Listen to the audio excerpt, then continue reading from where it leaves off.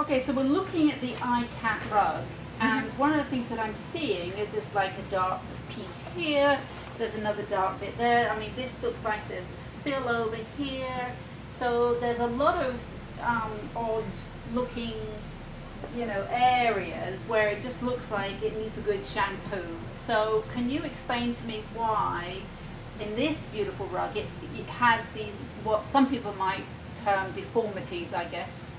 So basically what happens Sonia, is when you look at the rug, because of the hand spun wool, this is beige.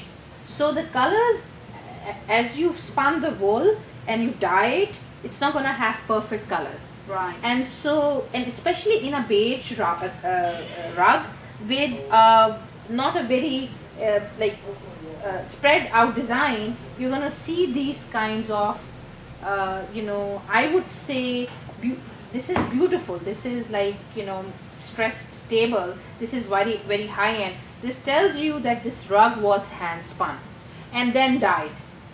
And so when it's hand spun and hand dyed, then what you're saying is that some parts of the yarn take up more dye than others, which is why some of it is slightly darker, even though it's all dyed together, just some parts Yes. blended with others. Okay, so where the thin parts are, it would just take up more dye because it's smaller, and it would take up less dye where it's thicker because they're both in the dye lot at the same time. But I can see how it would be easier for a thinner piece to take up more of the color. So that would be why you're getting these darker spots on here. So this is a good way to tell that you have 100% wool, 100% hand spun and 100% hand dyed